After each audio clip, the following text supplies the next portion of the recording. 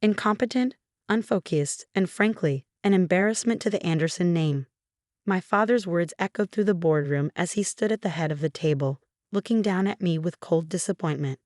The board has voted unanimously. Your position at Anderson Global is terminated, effective immediately.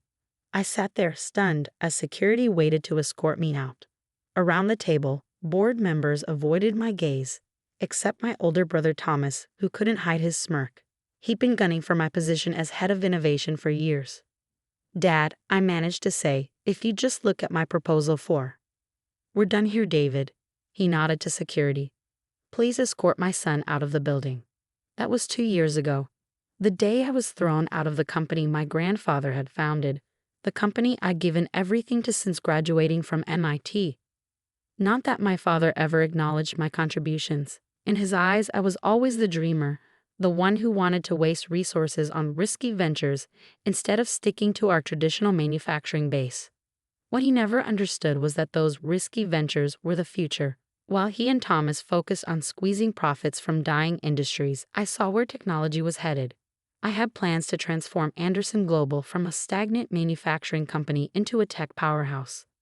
But they wouldn't listen. They never did. Walking out of Anderson Tower that day carrying my box of personal items, I made a decision.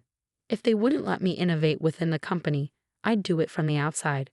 I had savings, not much, but enough to rent a small office and hire 2 brilliant engineers I'd worked with at Anderson.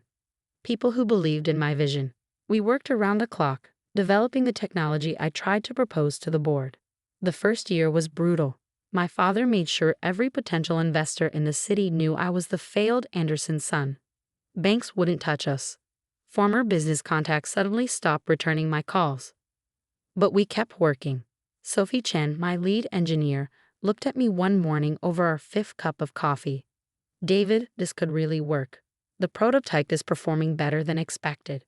I nodded, staring at the holographic display showing our latest test results. We were developing something revolutionary, a new type of AI-driven manufacturing process that could reduce costs by 80% while increasing efficiency by 300%. "They'll realize their mistake," Sophie said quietly. "It's not about them anymore," I replied, but we both knew that wasn't entirely true.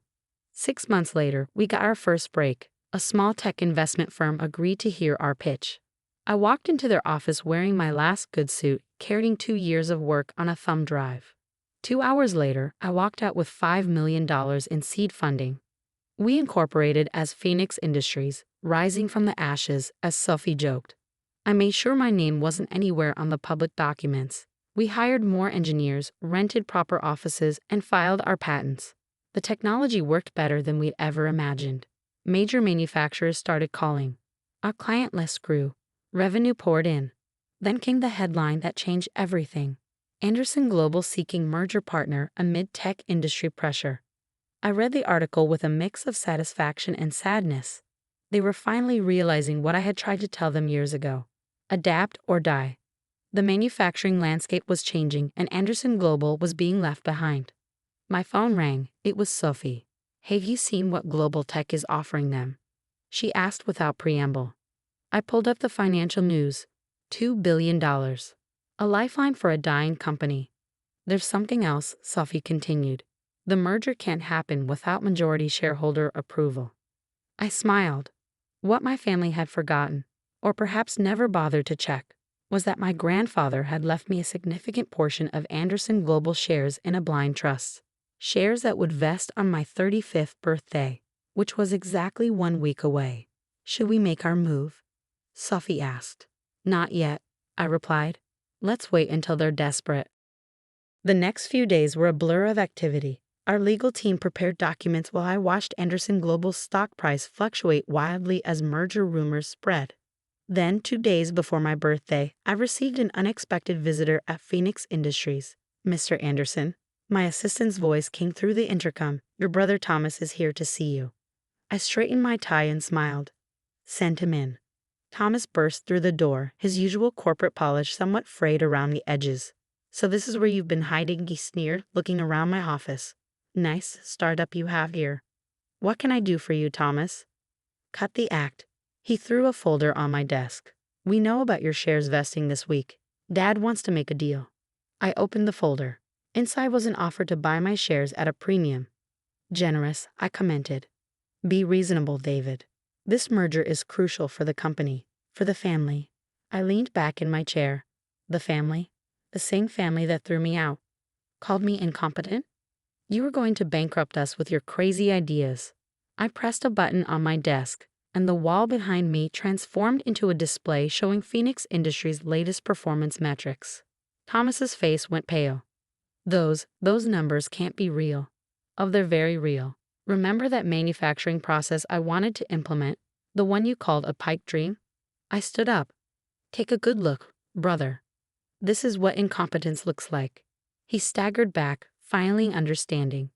You're Phoenix Industries. The merger won't just need my Anderson shares, I said calmly. It'll need approval from Phoenix Industries too. We own several key patents that Global Tech requires.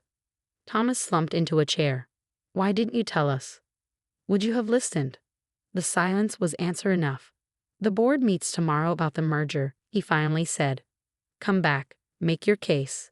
I study my brother, the golden child, the chosen one, now reduced to begging for my help. I'll be there, I said, but not to make a case, to make demands. After you left, Sophie came in. Was that your brother? I nodded, looking out over the city skyline. Anderson Tower stood in the distance, its logo illuminated against the darkening sky. Tomorrow's going to be interesting, she smiled. Tomorrow, I agreed. They learn what real competence looks like. The next morning, I adjusted my Brioni suit, a far cry from the worn outfit I'd worn when being escorted out 2 years ago, and walked into Anderson Tower. The security guards did a double take, but my old badge still worked. Grandfather's foresight again. He'd made sure my billing access was permanently encoded into the system. Mr. Anderson. The receptionist jumped up. We weren't expecting you. I believe I'm expected in the boardroom, I said calmly, enjoying her flustered expression. Word of my arrival would spread fast. The elevator ride to the 50th floor gave me time to send her myself. In my briefcase were 2 sets of documents, one that would save Anderson Global and another that would destroy it. Which one I presented would depend entirely on the next hour. The boardroom fell silent as I walked in, the same room where I'd been humiliated 2 years ago, but now the power dynamic was completely different. My father stood frozen at the head of the table, his face ashen. Thomas sat beside him, looking like he hadn't slept. Good morning, I said pleasantly, taking my old seat. Shall we discuss the merger? This is a closed board meeting, my father managed to say. You have no right. Actually, I interrupted, sliding a document across the table. As of midnight, my grandfather's trust vested. I own 26% of Anderson Global, more than enough to block any merger. The room erupted in whispers. I caught fragments. The prodigal son. Phoenix Industries. We're doomed. My father slammed his hand on the table. Enough. David, whatever game you're playing. Oh, this is no game. I opened my laptop and connected it to the room's display system. Let me show you exactly what you lost when you fired me. The screen filled with Phoenix Industries' proprietary technology, the innovations I tried to bring to Anderson Global 2 years ago, now perfected and patented. Impossible, Thomas whispered.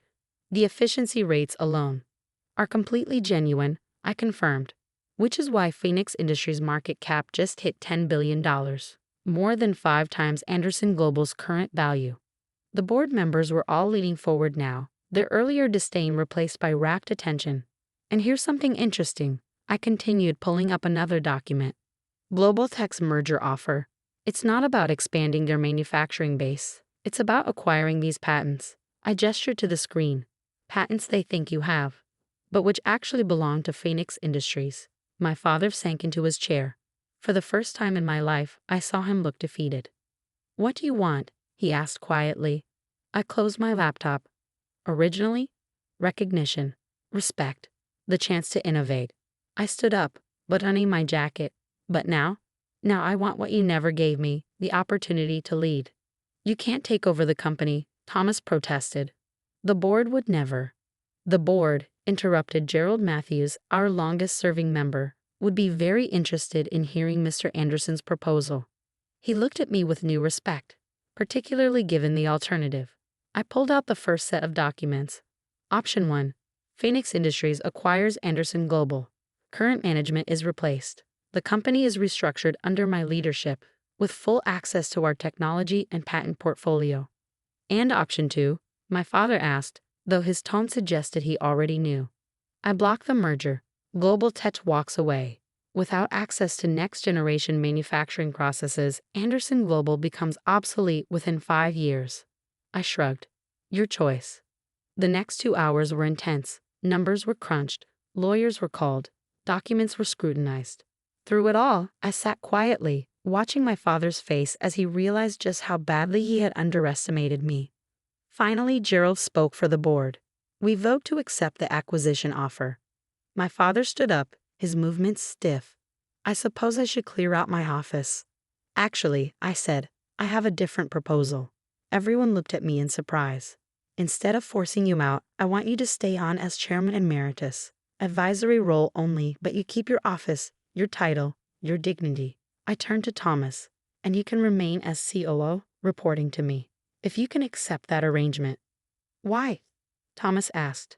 After how we treated you. Because destroying you won't help the company. And despite everything, this company is still grandfather's legacy. I intend to honor that. My father's hands trembled slightly as he reached for the papers.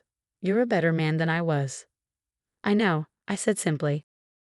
As the board members filed out, Sophie texted me, done? Yes, I replied. Tell the team to pack up. We're moving to Anderson Tower. My father lingered after everyone else left.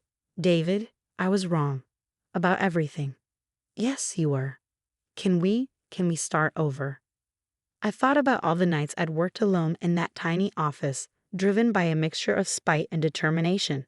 About the missed family dinners, the cold shoulders, the whispered jokes. No, I said finally, we can't start over, but we can start from here. Fresh page, new chapter. He nodded slowly. I'd like that. As I walked through the building that afternoon, employees whispered and pointed. The failed son who had returned in triumph. The incompetent dreamer who had built a billion-dollar company from nothing. In my office, I found an old photo on the desk. Me at age 10, proudly showing my grandfather the robot I'd built for the science fair. He had been the only one who came to see it. My phone buzzed. A text from Sophie. CNN wants an interview. Tech prodigy returns to save family empire. Interested? I smiled, looking out over the city. No, let's just focus on building something great. The next morning, I called an all-hands meeting in the company auditorium. Thousands of employees, including my father and Thomas, watched as I took the stage. 2 years ago, I left this building with nothing but a box of belongings and a dream. My voice carried through the silent room. Today, I return not to settle scores or prove points, but to fulfill a vision of what Anderson Global can become when we embrace innovation, when we dare to dream bigger. I outlined my plans for the company, the new technologies we'd implement, the markets we'd enter, the future we'd build. Some of you may have heard stories about why I left, about my incompetence, scattered nervous laughter. Well, let me show you what incompetence looks like. The screens behind me lit up with Phoenix Industries' achievements, patents, and innovations. The audience gasped. This is day 1 of the new Anderson Global. Those who believe in this vision, who are ready to build the future, I want you with me. Those who don't, I smiled. Well, there's always room for another phoenix to rise. The applause was deafening. Later that evening, as the sun set behind the city skyline, I sat in my grandfather's old chair, now mine. On my desk were 2 framed items, the original termination notice from 2 years ago and the cover of tomorrow's Wall Street Journal featuring the merger announcement. Sophie came in, carrying a bottle of champagne. Not bad for an incompetent dreamer. I laughed. Is it wrong that I'm actually grateful they fired me? I would never have built Phoenix if they hadn't. Sometimes, she said, pouring 2 glasses, being underestimated is the greatest advantage you can have. We clinked glasses as the city lights began to twinkle. In the distance, the Anderson Global sign glowed against the darkening sky. No longer a symbol of my failure, but a beacon of transformation. My phone buzzed one last time. A message from my father. Your grandfather would be proud. For the first time in years, I believed he might be right. Sometimes revenge isn't about destroying your enemies. Sometimes it's about building something so magnificent that they have no choice but to acknowledge their mistake. And sometimes the best revenge is simply proving that their worst moment became your finest hour. The company that had fired me now answered to me. The family that had dismissed me now worked for me. But most importantly, the dream they had mocked had become a reality that would change everything. Not bad for an incompetent son.